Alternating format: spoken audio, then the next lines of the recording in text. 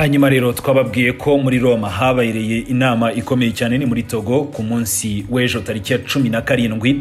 Ni inama yari yahurije hamwe abahuza bose dusanzwe tuzi ku kibazo cya Repubulika Iharanira Demokarasi ya Kongo n'u Rwanda, yaba abahoze ari abakuru b'ibihugu bibumbiye mu itsinda ry'abahuza batanu ndetse n'umuyobozi wabo mukuru cyangwa se nko twafata nk'ubayoboye n'umuyobozi washyizweho n'umuryango wa Afrika yunze ubumwe, Perezida wa Togo Faure Sozina Nyasimbe. Ntagarabo gusa ahubwo n'abahagarariye ibihugu byabo bari bitabiriye nka Uganda, Uburundi, u Rwanda ndetse n'ibindi bihugu bitandukanye, udasize n'imiryango itandukanye nka ONU, umuryango wa Afrika y'Iburasirazuba, umuryango wa SADC, umuryango wa Afrika yunze ubumwe ndetse n'ibihugu bindi bishyigikira ibi biganiro nka Doha ndetse na Washington. Bose bari bitabiriye iyi nama ikomeye cyane. Ariko se kandi iyi nama yanzuye iki? Naguteguriye inkuru ijyana n'itangazo basohoye ubwo iyo nama yari irangiye. Ribo hasi yanditse subscribe, na amakuru menshi cyane uzajya ukomeza kubonera ku gihe. Ni mu gihe ikibazo cy'umutekano muke mu burasirazuba bwa Repubulika Iharanira Demokarasi ya Kongo gikomeje guhangayikisha akarere k'ibiyaga bigari n'amahanga yose muri rusange, Perezida wa Togo akaba n'umuhuza w'umuryango wa Afrika yunze ubumwe Faure Sozina Nyasimbe yagaragaje ko inzira imwe rukumbi kari ishobora gutanga igisubizo cya politiki ihuriweho kandi kirambye gishingiye ku biganiro. Ni mu butumwa yanyujije ku rubuga rwa X ubwo yarasoje inama yo kuri uyu wa 17 Mutarama 2026. Perezida wa Togo yashimye byimazeyo uruhare n'ubwitange bw'ibihugu n'abafatanyabikorwa b'impande zose bitabiriye iyi nzira y'amahoro, ashimangira ko ibikorwa byose bigamije amahoro bigomba kuyoborwa hagamijwe ihame rikomeye ryonyine kandi rimwe: nta gisubizo cya gisirikare kizigera kizana amahoro arambye. Amahoro yose azava mu biganiro bijyana n'ubwumvikane no kwizerana. Ni muri uwo murongo tariki ya 16 na tariki ya 17 Mutarama 2026 i Rome muri Togo habereye inama yo ku rwego rwo hejuru ni ku buhuza bwa Togo ndetse no gushimangira inzira y'amahoro n'inzira z'amahoro zitandukanye zashyizweho mu rwego rwo gucubya ikibazo cyo mu burasirazuba bwa Repubulika Iharanira Demokarasi ya Kongo ndetse no mu karere k'ibiyaga bigari muri rusange. Kuri ubu ngubu ni uburyo buyobowe na Perezida Faure Sozina Nyasimbe, ni mu nshingano nk'umuhuza w'umuryango wa Afrika yunze ubumwe. Hanyuma ku munsi w'ejo tariki ya 17 Mutarama 2026 nibwo noneho hasomwe itangazo rya nyuma, itangazo rigaragaza ibyemezo impande zombi zari zafashe ni nyuma y'iyo nama y'iminsi ibiri.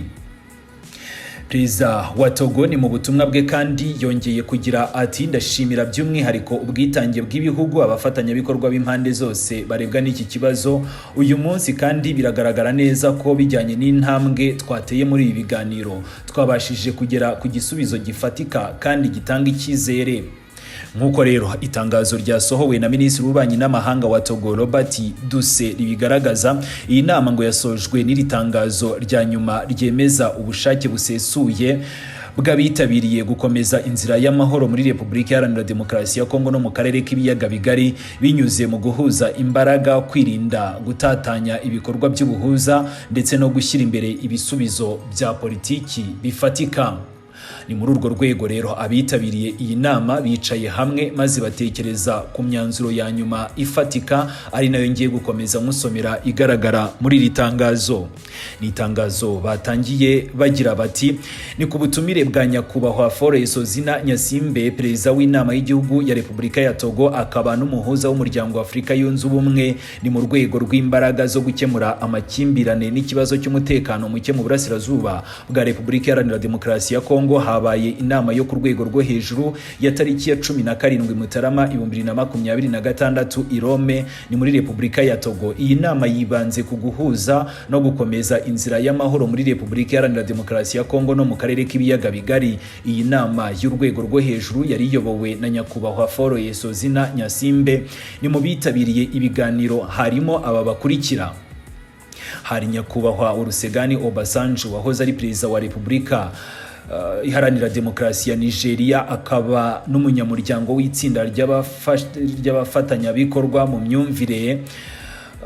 Nyakubahwa Uhuru Kenyatta wahoze ari Perezida wa Repubulika ya Kenya, umuryango w'itsinda ry'abafatanya cyangwa se umuryango n'ubundi w'abafatanya mu gukomeza kuyobora ibiganiro cyangwa se kuba bahuza mu biganiro bya Repubulika Iharanira Demokarasi ya Kongo. Hari nyakubahwa Catherine Samba Panza wahoze ari perezida wa Repubulika ya Centrafrica, nawe akaba barizwa muri iryo tsinda ry'abanyamuryango b'abahuza. Hari nyakubahwa Mokgweshi Masisi wahoze ari perezida wa Repubulika ya Botswana, nawe akaba barizwa muri iryo tsinda cyangwa se muri uwo muryango w'abahuza. Hari nyakubahwa Sahel Work Zowedi wahoze ari perezida wa Repubulika Iharanira Demokarasi ya Ethiopia, nawe akaba barizwa muri iryo tsinda ry'abahuza. Hari minisitiri w'ububanyi n'amahanga wa Repubulika Iharanira Demokarasi ya Kongo ndetse na minisitiri w'ububanyi n'amahanga wa Repubulika y'igihugu cy'u Rwanda, minisitiri w'ububanyi n'amahanga wa Repubulika ya Angola, Repubulika y'u Burundi, Repubulika ya Uganda, Leta Zunze Ubumwe za Amerika, Leta ya Katari, Repubulika y'Ubufaransa, Repubulika ya Togo ndetse n'abandi benshi bitabiriye iyi nama. Perezida wa Komisiyo y'Umuryango wa Afurika yunze ubumwe nyakubahwa Mohamedou Ali Yusufu, abahagarariye Umuryango w'Abibumbye, Umuryango wa Afurika y'Iburasirazuba EAC, Umuryango w'Iterambere rya Afurika y'Amajyepfo SADC, Inama Mpuzamahanga ku Karere k'Ibiyaga Bigari CICGLR n'Itsinda Mpuzamahanga ry'itumanaho ku Karere k'Ibiyaga Bigari, umwe mu bafatanyabikorwa mpuzamahanga ndetse n'abandi benshi bari bahagarariye amasosiyete sivile, nabo bose bari bagize uruhare muri ibi bikorwa by'inama.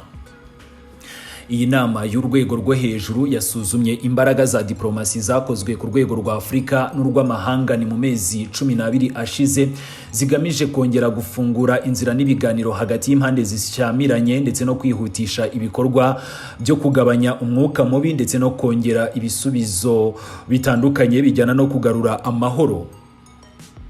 Iyi nama yanibukije imyanzuro yafatiwe mu nama ijyana n'ubuhuza butandukanye, aho nk'ubwo ngubwo ngo abahuza bagiranye inama n'amatsinda ndetse n'abandi bayoboye ibiganiro aribo babarizwa mu itsinda ry'abantu batanu ryateranye kuwa 17 Gicurasi 2025 i Rome, kandi bashimangira imbaraga zihuriweho n'ubuhuza buyobowe na Repubulika ya Togo, Umuryango wa Afurika y'Iburasirazuba, Umuryango w'Iterambere rya Afurika y'Amajyepfo SADC, bagamije kugarura amahoro arambye mu burasirazuba bwa Repubulika Iharanira Demokarasi ya Kongo no gukomeza umutekano mu karere k'ibiyaga bigari.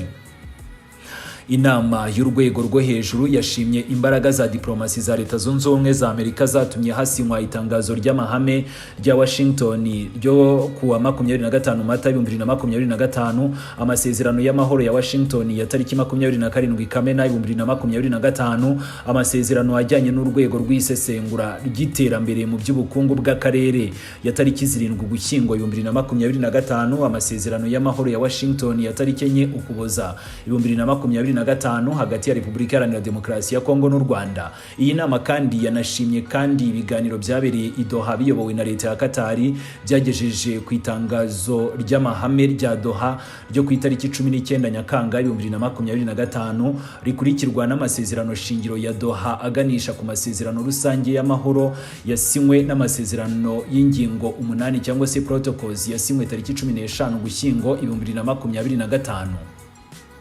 Inama yashimye kandi ibikorwa by'inama yabereye i Paris tariki 30 Ukwakira 2025 igamije gushyigikira amahoro n'iterambere mu karere k'ibiyaga bigari. Umuhuza yongeye gushimangira ko yiteguye gukorana bya hafi na Leta Zunze Ubumwe za Amerika na Leta ya Katari hamwe n'abandi bafatanyabikorwa bose bireba ni mu rwego rwo gushyira mu bikorwa amasezerano yasinywe no gukomeza ibiganiro bya Doha hagati ya Repubulika Iharanira Demokarasi ya Kongo na FCM23. Inama y'urwego rwo hejuru ikaba yagaragaje ko ari ngombwa gukomeza guhuza, gucunga no gukorana neza mu bikorwa byose bigamije amahoro kugira ngo hifashishwe imikoranire ihari kandi hirindwe gutandukanya imbaraga z'ubuhuza ni mu buryo butabangamira amahoro n'umutekano mu burasirazuba bwa Repubulika Iharanira Demokarasi ya Kongo. Ni muri urwo rwego inama yemeje kuvugurura imiterere y'ubuhuza, hagashyirwaho ubunyamabanga buhuriweho bwigenga butanga ubufasha bwa tekinike ni ku itsinda ryabo bose bazakomeza gufasha mu guhuza rya tsinda ry'abantu batanu. Iyi nama yongeye gushimangira uruhare rw'itsinda ry'abo batanu bahoze ari abakuru b'ibihugu nk'uburyo nyamukuru bwo gutanga inkunga ya politiki ku buhuza, bagakora mu buryo buhuje kandi bwuzuzanya kandi bwubahiriza byimazeyo inshingano zatanzwe cyangwa se bahawe z'ubuhuza. Iyi nama ikaba yashimangiye ko hakenewe guhuza cyane ibikorwa mpuzamahanga ni mu rwego rwo guharanira ko ubutumwa buhabwa icyerekezo kimwe, hakubahirizwa urukurikirane rwa politiki kandi inkunga ituruka hanze igahuza mu buryo bwihutirwa ibyagenwe byose ku rwego rw'ubuhuza. Iyi nama yo ku rwego rwo hejuru yanahamagariye impande zose kwihutisha noneho mu bwizigame n'ubushake bwiza ishyirwa mu bikorwa ry'ibyo buri ruhande rwiyemeje, ndetse no gushyira imbere inzira z'amahoro ni mu micungire ndetse no gukemura amakimbirane yose. Iyi nama yongeye gushimangira ko ishyigikiye byimazeyo inzira za Doha kandi ikaba isaba impande zose kongera gutangira ibiganiro bidatinze ni mu maguru mashya kugira ngo hasozwe imishyikirano ijyanye n'amasezerano y'ingingo 6 zari zisigaye. Inama yashimangiye akamaro ko gushyiraho uburyo bunoze kandi buhoraho bwo gukurikirana ku rwego rwa Afurika ishyirwa mu bikorwa rijyana n'amasezerano yo gukurikirana aho inzira z'amahoro zigeze, kandi bakaba basaba ko izo nzira zikomeza kubahirizwa n'abo bafatanyabikorwa bagomba gukurikirana ishyirwa mu bikorwa n'iyubahirizwa ry'amahoro, ko bagomba gukora akazi kabo uko bikwiriye. Iyi nama y'urwego rwo hejuru yasoje imirimo yayo ifata imyanzuro ikurikira.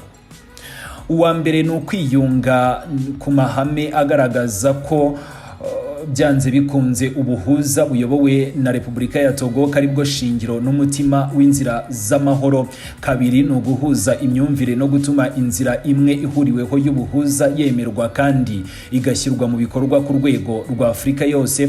Gatatu ni uguhuza abafatanyabikorwa bose ku miterere ivuguruye y'ubuhuza. Kane ni ukwemeza inyandiko ngenderwaho y'ubuhuza ishingiye ku isesengura ry'aho ibintu bigeze n'isesengura ry'imigendekere y'inzira y'amahoro. Gatanu ni ukwemeza gahunda y'ibikorwa by'abafatanyabikorwa cyangwa se ibikorwa by'abahuza batanu bahoze ari abakuru b'ibihugu nk'igikoresho shingiro kiyobora ibikorwa bihuriweho n'amatsinda y'abahuza bose. Abitabiriye iyi nama bagaragaje ishimwe ryimbitse kandi rifatika kuri leta n'abaturage ba Repubulika ya Togo kubera ikaze nyirizina babahaye, ndetse n'ubuyobozi bwiza bwa Repubulika ya Togo ndetse n'amatsinda yose yitabiriye inama abasha kugaragaza ubwitange bwabo ndetse no gushimira Togo muri rusange ku kuba yarakomeje guhuza ndetse no gukoresha imbaraga zose. Abitabiriye inama bongeye kandi gushimira ubushake bwose bwo gukomeza guhuza mu mwuka mwiza, gukorana ndetse no gukomeza gushyira imbere inshingano z'ubuhuza. Imbaraga zatangijwe hagamijwe kunoza ndetse no gushimangira mu buryo burambye inzira z'amahoro, yewe rero no guteza imbere ayo mahoro. Bongera gushimira impande zose zagaragaye mu buhuza, harimo Leta Zunze Ubumwe za Amerika, Qatar, Togo ndetse n'abandi. Bakavuga ko umutekano n'ituze muri Repubulika Iharanira Demokarasi ya Kongo no mu karere k'ibiyaga bigari ko bizagerwaho kubera izi mbaraga. Bikorewe i Rome tariki ya 17 Mutarama 2026.